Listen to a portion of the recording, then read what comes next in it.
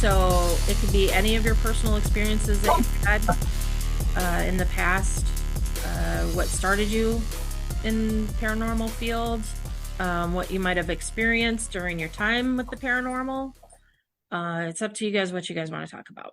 So, we're only going to do one episode tonight. Normally we'll break it up, but we got another one next week so we can stay on track. So we're only just going to do the one. So we're just going to continue on until we're done. So it's not going to be as long as the other ones because those ones are always 2 episodes in one. So just so you guys know, next week, we'll be talking about Sleepy Hollow. Figure we have to get some kind of Halloween thing in there. Mm-hmm. So. All right. So you guys ready then? Yep. Perfect. All right. Welcome back to another episode of Wicked Darkness. Tonight I have with me Debbie. Hello. I have Steve. Hello. I have Jessica. Hello. I have Kyle.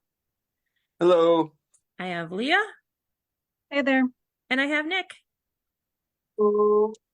So we are going to be talking about personal experiences of the paranormal, guys. So basically what you have experienced, what brought you to the paranormal field, might have been something that brought you to the team itself.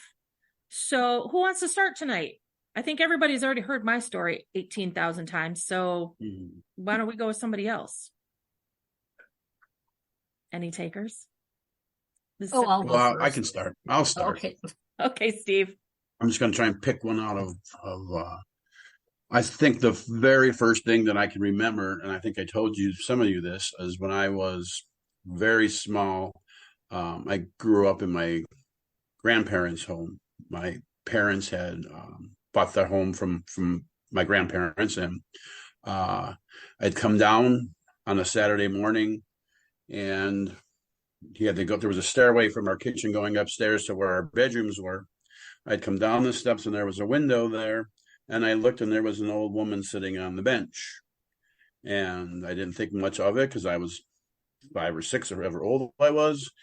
I was more interested in getting my Captain Crunch and going to watch Scooby-Doo and stuff. And later on that day, I said to my mom, "Who was that old woman sitting in our yard?" And she said, "Well, no one should be in the yard." And she said, "What did she look like?" And I described her.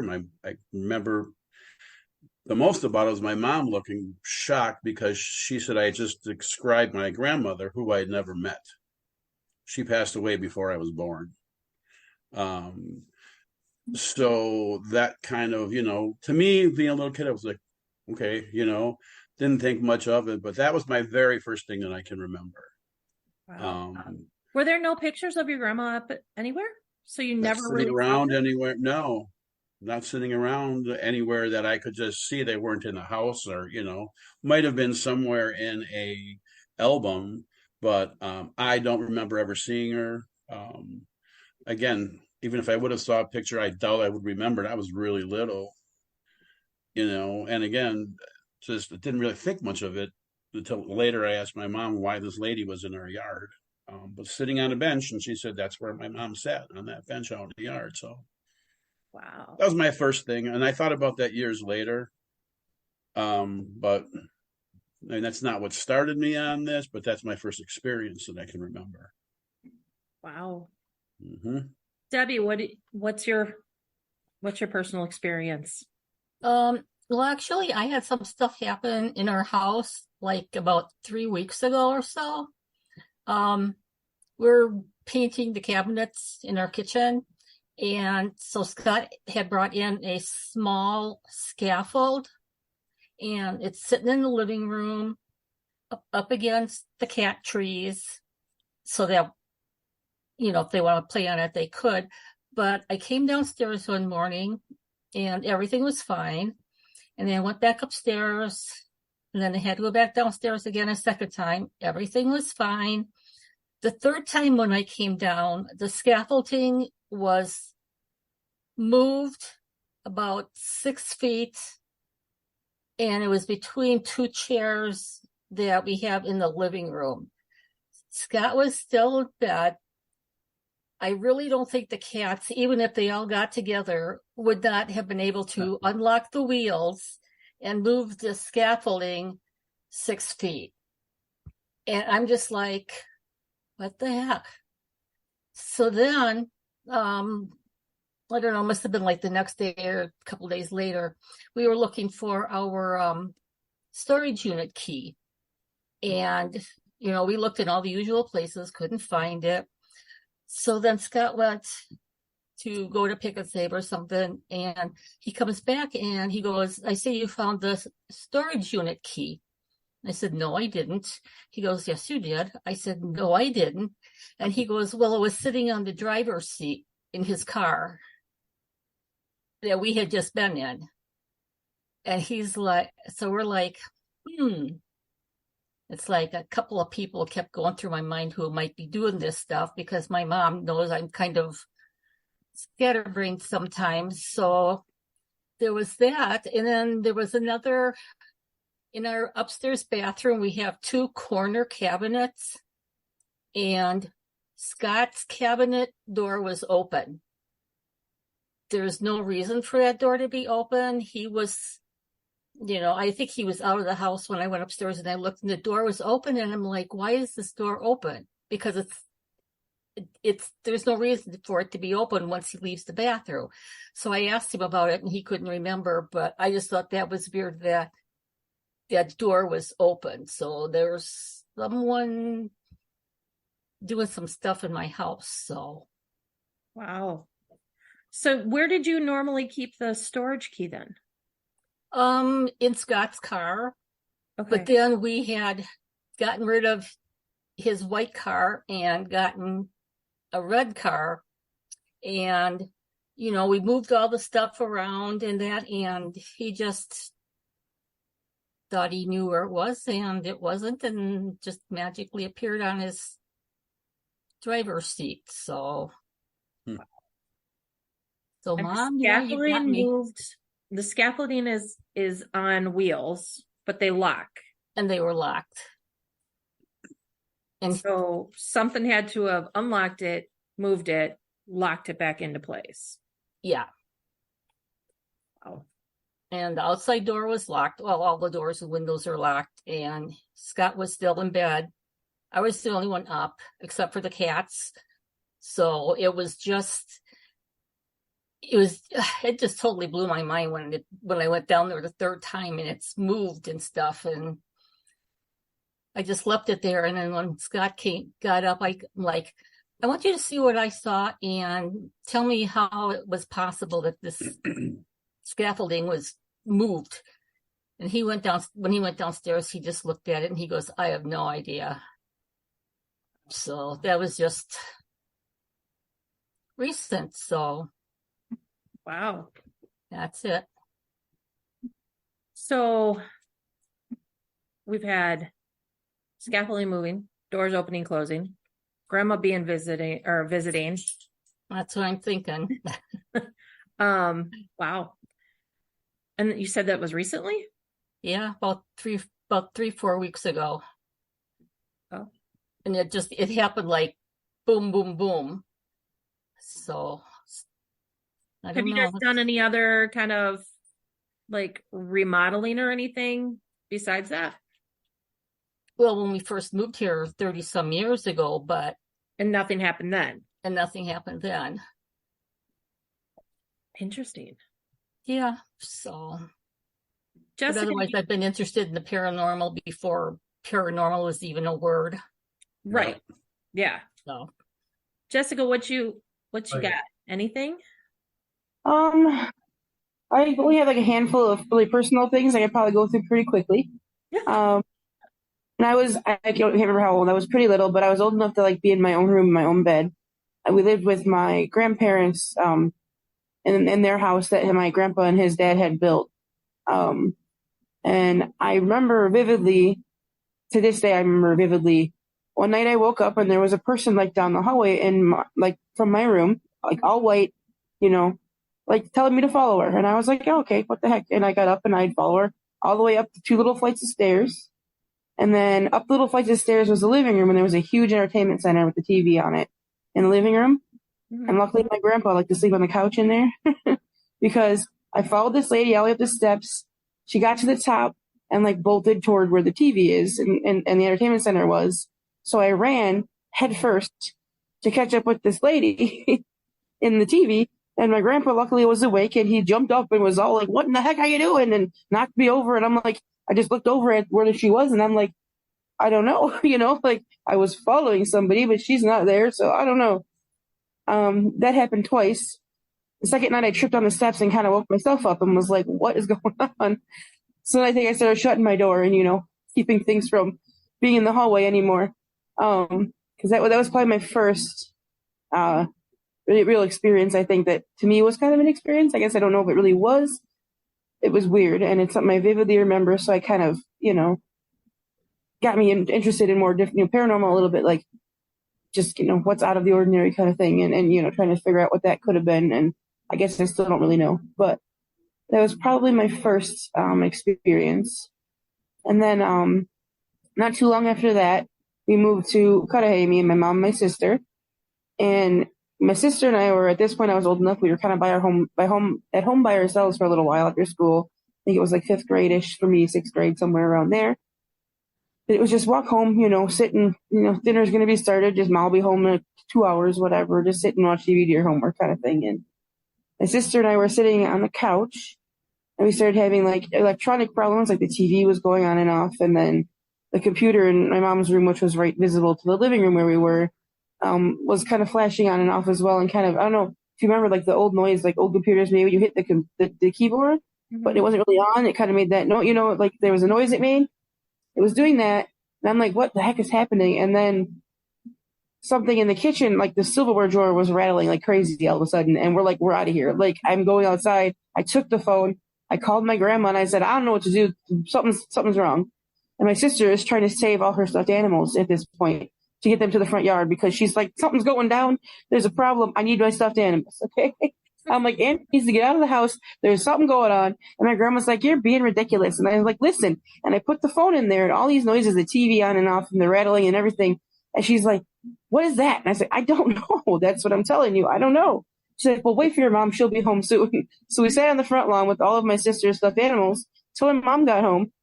And when we walked in with mom, the silverware drawer, everything was off. It was quiet. And the silverware drawer was on the floor, dumped in the kitchen. So that was my first probably real big experience with something really weird happening. And then I think it was pretty quiet for a long time for me until recently we adopted my son and my daughter. My son was 1 and they were both out of foster care. And my daughter was still in the hospital going through withdrawal before she came home at 6 weeks. When she was really little, like she first came home and everything, it should start, I suppose, by saying her biological dad overdosed before he even knew she was that she was pregnant with my daughter. So he didn't know anything about her and he overdosed and passed away. So long story short, we got our kids there and she was less than 1, like itty bitty little thing. She was getting up 3:30 almost every night, like routine and just laughing and goofing around and being silly. So I would get up and I'd go hold her and we'd get a bottle, we'd sit in the living room and she would regularly kind of stare into the middle of the living room and kind of talk and babble and, just be silly. And I didn't think anything of it until one night she started really waving and everything at something. And I'm like, okay. And verbally said, dada at one point. My daughter, I have a wife. My daughter has no dada. That's not a word she probably even ever heard at that point, It was really weird. And I was kind of like, all right, let's go to bed. We're going back to bed. And I kind of like left her in her room and I said, you can be here, but let the girl sleep, and I went to bed. Like she needs to sleep. And, that was more kind of hard hitting for me because his mom actually gave us little ceramic things with his ashes in it for the kids for when they're older. So we have like boxes for when they're older, they're pictures of their dad and things to know who he was kind of thing. And then little ashes in there. So we do have ashes in our house of him. So, I mean, that was like, okay, well, just let her sleep, whatever. It's fine. Let her sleep. And yeah, I don't know that I've had anything real major since that. That's kind of my last experience with that kind of stuff. As far as catching things, yeah, I mean, I only kind of did some, ghost hunting kind of with like my mom, my sister growing up a little bit, and some random noises that you maybe couldn't explain, or one time something that sounded like it might have been a voice, but we were all kind of like, I don't know. So nothing all impressive there. But yeah, that's what got me into it all, was just kind of having weird experiences myself, and looking it up and looking into it online and seeing what other people had happened, and it just interested me then. Wow. That's really interesting, especially with your daughter. Yeah, that one Not hit me. knowing anything about her dad, and she says dad. Yeah. I was like, you don't have a dada. What are you doing? Okay. Wow. Yeah, it was weird. Leo, what do you got for a personal experience? Hey there. I've had a few, so I had to narrow it down. I'm going to do a theater one. So I was in North Dakota and working at a theater there. I was directing Miracle on 34th Street. And typically directors stay well after everybody is gone. And I stayed to work on closing up the set and closing up the rehearsal space. And as I'm walking through the theater and turning off lights, and I go downstairs to turn off lights, I hear a loud voice yell, "Hey," incredibly loud. And I thought to myself, oh, B Mike must be here. So B Mike was my assistant director at the time, but he pretty much owns the place. He's all over the place there. And he's involved in every show in one way or another. So he comes in and out all the time, and he usually uses the side entrance. And I figured, oh, B Mike must be here to do whatever it is that he's doing. So I start turning on lights, and I'm walking around the theater having this conversation, thinking he's in the backstage area where I heard the hay from. And the backstage area has a hallway and multiple dressing room space. And I'm just literally talking pretty much to myself, thinking I'm having a conversation with him. And I'm like, hey, I didn't even know you were still here. Why are you still here? It's like 10:30 at night. It's time to go. And I'm like walking, talking, but he's not responding to me anymore. And I walk through the entire theater. I walk through the stage area. I walked through the lobby. I went back to the backstage. Still absolutely nobody around. I was a little uncomfortable, so I didn't really know what was going on. So I started turning lights off again in the theater side of things. And then I went to the basement and was turning off a couple lights. But I left some lights on because I was being a wuss. And I walked out the door. When I walked out the door, I texted him and I was like, B Mike, I heard you yell at me, but I didn't know where you were. I was looking for you. I'm going to go because I can't find you. So close up the back door and turn off a couple lights. And he texted me probably 20 minutes later, and he's like, I'm not even near the theater. I'm out having a few drinks with some friends. I haven't been at the theater at all today. So it was said that theater has been haunted. There's been investigations there, and typically the prop room is where you usually see somebody. It was an old armory at one time, and that's what it was called when we were in Williston, was the old armory. Mm-hmm. And yeah, that was like my experience in North Dakota with a theater ghost. Wow. Did you guys ever find out who it possibly could have been? No, there's a lot of talk about it being an old soldier, as that was like the base there, and the army was down in the basement. Okay. So there was nothing really documented then about the location? Not that I know of. I didn't really look into it though, but not that I know of. But I'm not the only person that has had some sort of, I don't know what you want to call it, experience with him. Mm-hmm. However, I was told after the event happened, and I told the board of directors or some of the members there, were like, what happened? They're like, so he finally made himself apparent to you. It means he accepted you. So, okay.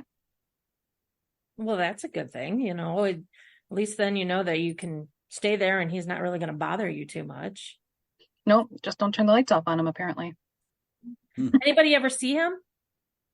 Yes, he's seen very often in the prop room. Okay. Any kind of description of what he looked like? That he's wearing... It was a soldier? Or? A soldier, so he's wearing... not really color. You can't really see a color on him, but you can tell he's wearing some sort of military outfit, not like a Class A. Usually back then it would have been like a BDU type of uniform. So like one that would be of modern time soldier, not... No, older. Are we talking like Civil War? Or are we Nope, talking we're gonna like, go because it was more of a BDU style. I would say, Kyle, you can help me here if you know the history of our uniforms in the Army. But I think it was Nom. maybe a little after that. So a little after the straight up olive drab. So yeah, that would Yeah, be, I think Gulf actually. Gulf War. yeah, somewhere in that area. oh, okay. Oh. Well, Nick, what do you got for personal experience? Anything? Okay, so a couple of you have already heard my number one, what happened to me, like the biggest thing. But I'd have to say my very first experience was actually a local legend down by my grandmother's house. The local legend was there was this mean old lady named Millie that had died in her house, and then every once in a while the kids would walk by and they'd hear pots and pans just flying across the kitchen and slamming into the walls and whatnot. But nobody can actually say for sure if that's actually what was happening, if it was spirit activity or just an angry couple throwing stuff at each other. So nobody really really knew. But we never really saw much from the people that lived inside the house at the time. So again, can't really tell. But after that, probably my first personal big real experience, and I know Jess, Leah, Debbie, and Kathy have already heard it.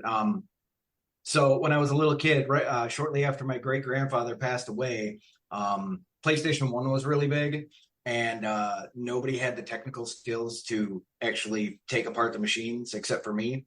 So my grandfather thought it would be a funny joke, my great grandpa, after he passed, to come back and screw with me by taking the buttons out of my PlayStation controller and running away with them, completely hiding them. Had no idea where they were, and I was just baffled by what was going on. And so I asked my mom, I asked my brother. I'm like, I don't know, 10 at the time, 10 or 11. And I asked my mom, and she just goes, "Oh, it's probably just your great grandpa playing jokes on you." I was like, "Didn't he pass away?" She goes, "Yeah, he came back just to mess with you because he's that kind of person." So I went in the room, and a couple days later, a couple more of the buttons went missing, and the controller was still fully assembled. It looked like nothing had been taken away on it except for those buttons. So just randomly, I go, "Grandpa, will you quit messing with me already?" And then the next day, the buttons just showed up sitting on the desk, just perfectly in line where they should be in the controller, and then the controller sitting next to it. It was just the wackiest thing ever. I could have sworn my cousin or somebody was screwing with me, but nobody had the technical expertise to take things apart like I did. It was a passion of mine.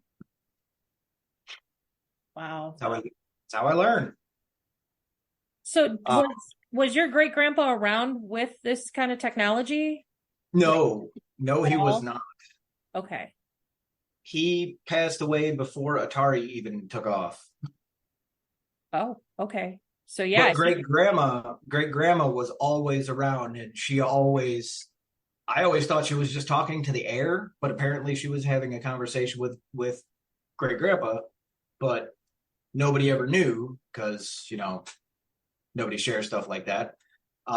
Especially with a 5-year-old kid, they're like, "Oh, I'm okay." So the family just thought she was a bit nutty, off her rocker, or just comforting herself. But when I sat down and talked to great grandma, she said she was talking to grandpa because it made her feel better. I don't know if she was actually speaking to his spirit or just doing it to make herself feel better. But yeah, same concept as I thought of it as the same concept as someone goes to a gravestone, talks to the gravestone to pretend that they're still here. Sure. Kyle, what do you have for a personal experience? Do you have one?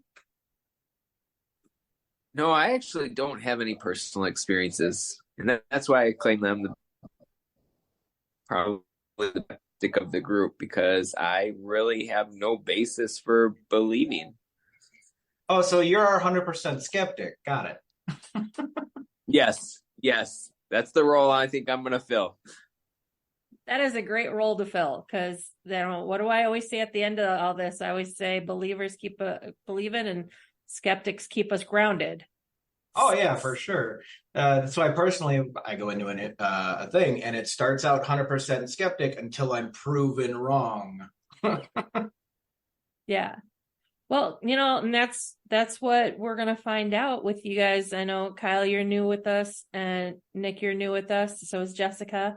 You guys will see for yourselves eventually when we start investigating pretty soon. We've got some investigations coming up. We'll see if you guys are still skeptic, believers, a little bit of both. I mean, I've been doing this for quite a while now, as a team. But my story started way back when I was a kid. So I've always been following or chasing, I should say, after what I had seen as a kid and as a teenager. And I've had multiple experiences since that time. All the way up until like in the last probably 4 or 5 years. And occasionally things still happen around my house. It started when I was a child, and everybody who's followed us has heard these stories of mine.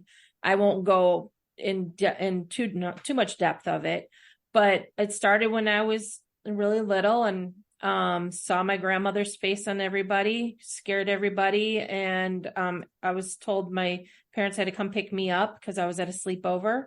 And then I really didn't have anything until I moved into my house as my childhood home. And that's where, when we bought our home, my parents bought the home, not me. But my parents bought the home. We found out from the realtor that a gentleman had passed away in the home. Didn't say when, if it was recent or if it was in the last few years or whatever. But she did mention, a gentleman had passed away in the home. Didn't tell us anything more than that. We go on vacation. We come back. We were gone for like 3 weeks. And my dad started going to work. My dad got up early in the morning. I was gone by 5:30 in the morning. And our house had 3 bedrooms, 2 bedrooms on the first floor and a bedroom on the second floor, which was my bedroom, which was also next to the attic. Yeah, I got that going for me. So it was a scary little attic with one door between my bedroom, because my bedroom didn't have a door. My bedroom was an addition to the house. So they decided it didn't need a bedroom door, but the attic did, which was fine. But I would always hear things in the attic. And the way that my bedroom was designed, the attic went all the way up along the side of my room. So it was like the normal pitch of a house with the second floor attic. And then my bedroom came out of the attic, kind of like a square, but along the side of my room, the length of my room, they still had that pitch of the attic. So there was probably a good 3-4 feet of the attic space on the other side of my wall. And then of course that was where my bed was up against. So I would hear things all night long in the attic going on. And then since I was the only child, I didn't have any siblings. So it was always me that if anything went wrong, I did it, and I couldn't say no to it. Except this time I could, because my mom was yelling at me to get out of the refrigerator and I wasn't in the fridge. Something had opened the refrigerator door and shined the light through the bedroom onto my parents' mirror, which shone right onto their bed. And this happened daily, like every morning for weeks. And my mom and I would tell my dad about it. My dad would just be like, you guys are nuts. Nothing's happening. The only thing he said was, don't touch my beer. Not that my dad drank beer all the time. It was just kind of like a little joke for him. My mom and I were busy one morning getting ready in the bathroom, and we hear the door to the basement open up and close. And then we hear footsteps going downstairs. And we had an old coal bin because our house was built in the 1920s. And you would hear the walking. It was like hard footsteps going down the stairs. And then you would hear it walking through the basement to the coal bin, which was in the front of the house. and it had a creaky wooden door, and you'd hear the door open and close. But it wasn't like it closed like gently. It was more of a slam. And so, being the only two females in the house, and we didn't have dogs, we had cats, they're not going to do anything for us to protect us. They went the other way. So my mom's like, we got to go see who it is. Maybe somebody broke into our house, because it was really easy to knock down the back door. Not that I would ever do that and put it back together. But we decided we're going to go and check this thing out. But I was like, okay, if there is somebody that is an intruder in our house, I'm going to be prepared. So I got pots and pans and a butcher knife, and my mom pushed me first because I had all the weapons. And we go downstairs and we're looking around and nothing there. We open the coal bin door, nobody there. There's no way that anybody could have got out. It's one way in, one way out. So even if because there's like a little walkway in the back wall area of the basement, but my dad always had our bicycles in there, so you couldn't sneak through. You would knock things over. So the only way to legit get out of the basement was go the way you came in. And then when I got a little bit older, my first husband had passed away, and I actually felt his presence in the house. I was in his office, which was in the basement, and I came out, and he was following me. I could feel that it was him. I knew it was him. And we had two small boys together who were like 3 and 5 at the time. And I was walking through, got up to my basement steps, and I finally had enough, because it was like somebody bearing down on top of you, that kind of feeling. And I turned around. I'm like, yeah, I understand this was your house, but it's no longer your house. You can't be coming up by me like you are right now. We're not like that now. You can stay here. You can check in on the boys. You can check in on me. That's fine. But you have to do it at a distance. And really, that was the last time that I ever felt him like right on top of me. I think because I basically told him, this is my bubble. This is your bubble. They can't intertwine anymore. So, and then we really didn't have anything. The kids would see shadow figures. But they're kids, so you just never know if it was a car driving by or anything. It wasn't until my daughter was about 2 years old, and I thought I saw her in our bathroom. And come to find out, when I turned the light on, because I was sitting there calling her name and she wasn't responding to me, I call her name and nothing, turn the light on, nobody there. So then my husband actually saw her as well, but she was a little bit different looking than what I saw. I saw a little girl that was blonde, about 3 feet high, around 3 years old, which was the age of our daughter and what our daughter looked like. He saw something next to our bed that was around the same age, around 4 or 5 at that point, because this was a little bit later, but her hair was down and she was sopping wet. That's what woke him up, was he heard as if somebody was peeing on our wooden floor, because we have hardwood floors in our bedroom. And he thought it was our daughter. And so when he looked, he realized that it wasn't our daughter. And by the time he blinked again, she was gone. So we've had several instances more of sightings. We haven't had anything really move anything in our home. But that's about what I had growing up. I have had other experiences, but that was at like relatives' homes that were haunted. But yeah, those were my experiences. So it was kind of funny. Like today, I don't know if you guys saw that I had posted a thing. I shared it on our page, and it was like a test. I think Steve, you and Leah took it. It was like to tell of points and stuff like that. But it's kind of funny. It's like you ask people about the paranormal, and it's like, have you seen a ghost? Have you heard them talk? The favorite of the paranormal world, have you seen an orb?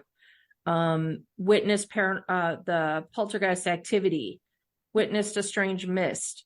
And it's kind of interesting seeing some of the, each one is a different score, and seeing everybody's scores on there of what they experienced and what they didn't. Obviously, it doesn't tell us exactly what they've experienced, but a lot of people have experienced a lot of things, and some have experienced just a little bit. And that's kind of interesting to me. So what do you guys that you guys are the ones that are new to the team, what do you guys want to get out of your paranormal time? What kind of experiences are you looking to get? Like, what kind of things to make you a believer, I should say? I'd say I probably already am mostly a believer.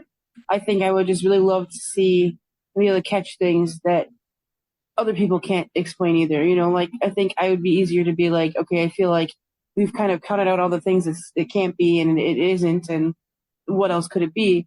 And other people might still be, well, maybe Kyle might be like, oh, it could be this instead.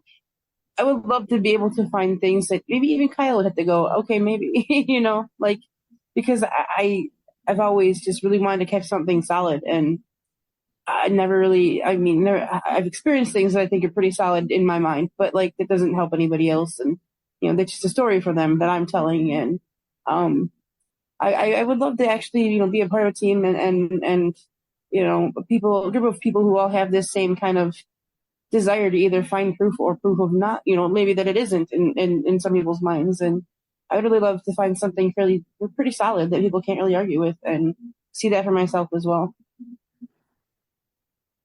Steve, what about you?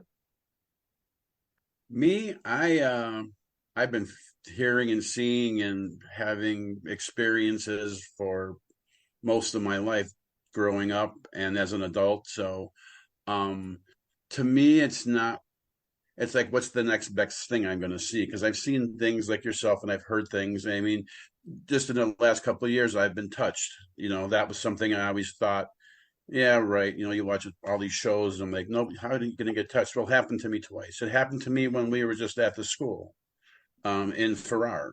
Mm-hmm. Listening back to the recordings and stuff, I remember feeling it, and, listening to the tape stills going, what's the matter with you? Why did you jump like that? And I'm like, something just touched my neck, and when the first time I saw a full figured shadow, that's the kind of things, you hear knocks. To me, well, it could be an old house, it could be settling, or you hear, there's things that you hear you can try to explain to yourself, but something like seeing a shadow figure, to me, it's just a rush, it scares me and it excites me, and I'm just looking to see what's next. What am I going to experience next? I really don't want to experience anything really evil. And when we were at the schoolhouse in Farrar, I felt that room in the basement was evil, Mm-hmm. and I refused to go in it. Whatever, as I was not going in that room. But yeah, I'm just waiting for the next thing, big thing to keep me going on this, because I really enjoy it. And as I said when I joined, my wife wasn't so much into this. She told me to go out and find people, go find your people that like this stuff. But we took her along, and she experienced some things which I don't think she really wanted to admit that she did, but that kind of opened her eyes a little bit to the excitement that I feel. Mm-hmm. So yeah, I'm always looking for more places to go, and it's like a big adventure. Exactly. Kyle, what about you? You're the skeptic. What's going to make you a believer? I don't know. I guess I'll know when I find out. I think it would take a. I think to me, it's amazing that two people in the world can be in the same room and experience completely two different things. And that's just talking about like my just experiences like with people at work, and how our perceptions, our life experiences, our worldview can form what we see, what we feel in any given situation. Mhm. So what some people might see is absolute proof of something supernatural or spiritual. Someone else may look at that and say, "Oh, no. There's a reasonable explanation for that, or just a coincidence, or what, however you may term it." So I don't know. Is it one of those things? What's proof beyond a reasonable doubt for me going to be? I don't know that answer yet. So I guess maybe we'll find out. Sounds No, good. you'll find out. Carol, I love You're that gonna you find said out. Carol, I love that you said it the way you did, because I think that goes in life in general is perceptions are very different, and it was a perfect way of putting it. Right, absolutely. I always say in any given situations, there's three sides to the story: your side, my side, and the truth, right? And so I think that's pretty much anything that we experience in life. Like I said, two people can be sitting in the same room, see the same thing, and two people are going to interpret that thing, whatever it may be, completely differently based on their own preconceived notions, beliefs, worldviews, previous experiences, and things like that. So yeah, I don't know what would be the proof that I would need to change my 40 years of life experience so far.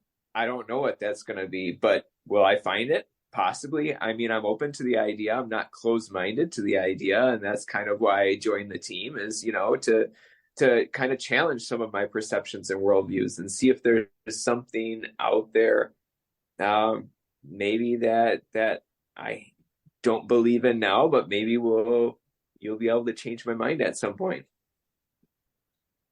That sounds perfect. Nick, what about you? Well, first off, I can't wait for Kyle to see the Hat Man. I just want to throw that out there. It's a very popular spiritual figure or ghost figure, whatever you want to call it, that I've read about in 20, 30 different places. It's always known as the Hat Man, and that's all. So I just think that would be a funny one. But yeah, what I'm looking to get out of it is I'm a big hard science person, so I'm always interested in the scientific method. You have a theory, you have a hypothesis, you go in, you prove or disprove it. So that's actually what I'm mostly actually interested in with the whole process, is literally getting the hard evidence of the difference between, oh, that's just a house creaking. Oh, wait, that's actually footsteps coming down and there's nobody there. So that's a huge thing with me. But I do have, some spiritual background. So I do, there are things that you can't explain, and, Bigfoot's out there somewhere. Someone's just got to actually find him and get a non-blurry photo of it. Debbie, I think that challenge is for you there. Challenge accepted. It's not just Big Show in a ghillie suit, okay? Contrary to what TV shows, it's not just a big guy in a ghillie suit. Debbie, you've been doing this for a while with us. Anything kind of pop up, or anything that you want to see that you have not seen or experienced yet? I'm sure there are, but I've heard my name when I know there's nobody else around. When I used to work in South Milwaukee, they did a lot of remodeling, and I would come in like super early because that's what I did. And I would sit there and I'd hear somebody say, "Deb," and I'd look around. There's nobody there. Chairs would creak, somebody would sneeze, and it's like I'd get up to look and there's nobody there. So, and then I've been pushed,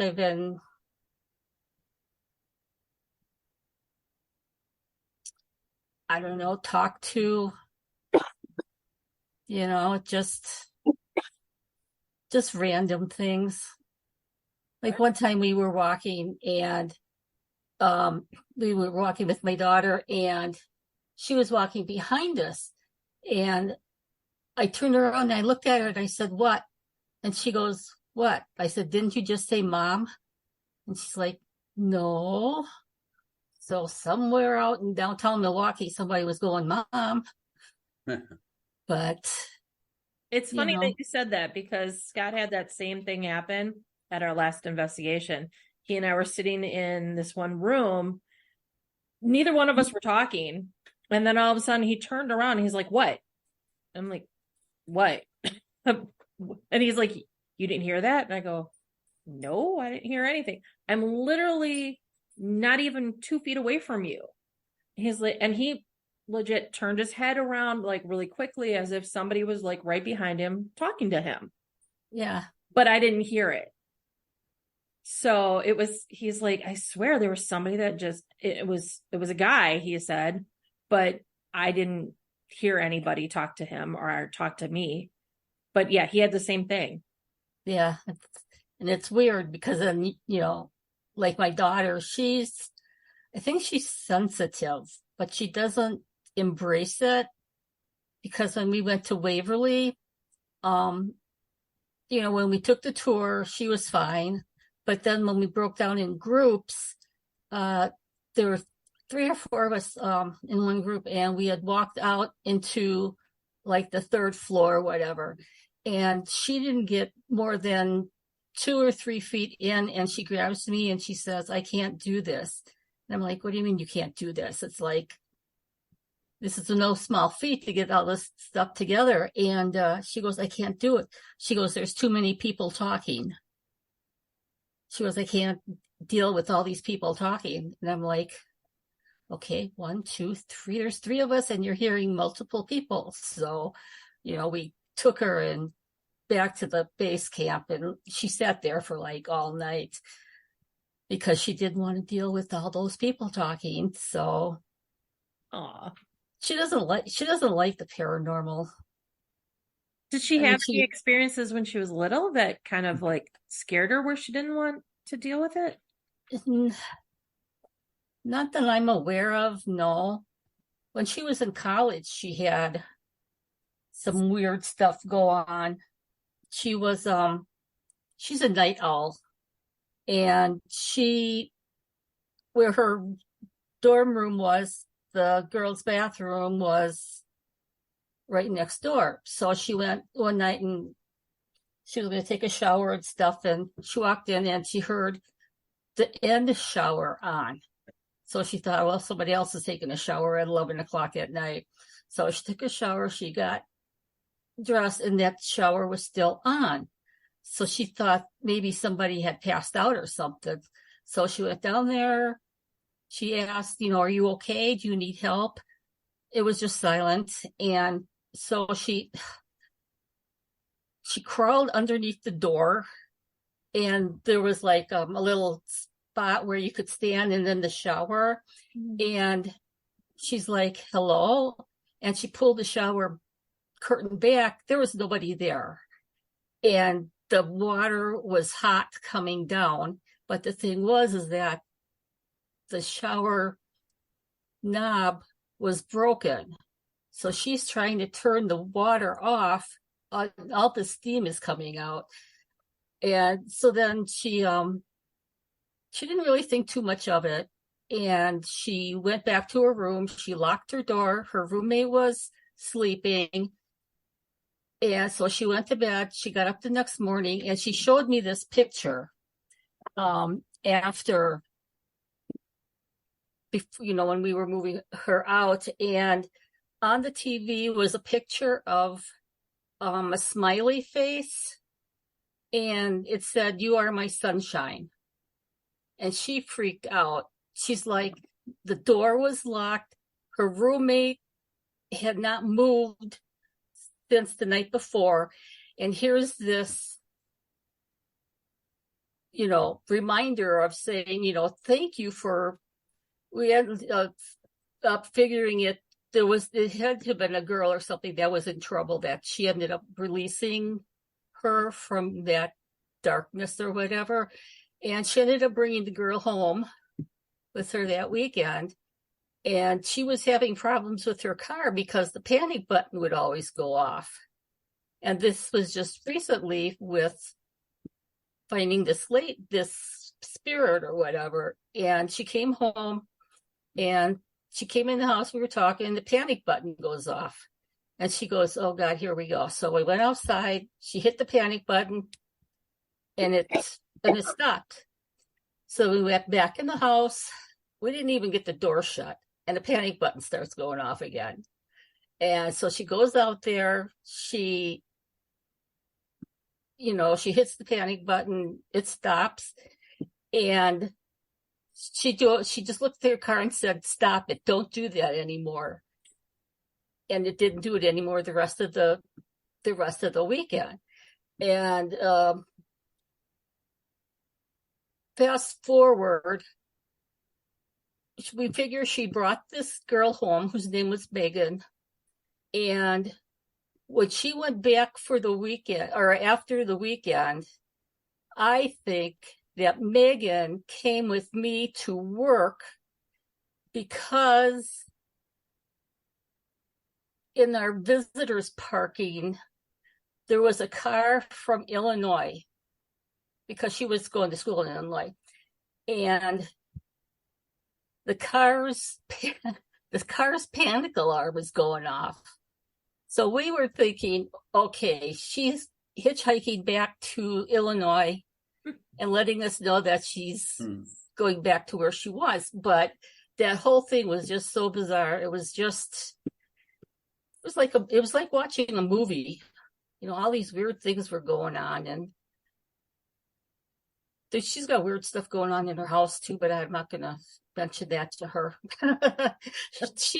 They've got a bedroom door that you close it, you hear it click, you push on it to make sure that it's clicked, and you walk away and you turn around and it's open again. So I wanted to say something to her, but knowing her, she'd freak out and end up selling the house. So I mean, hey, I could come and sage it if you're worried. Oh God. Leo, what about you? What's that one piece of evidence or experience that is going to make you 100% believer? If that's even a thing.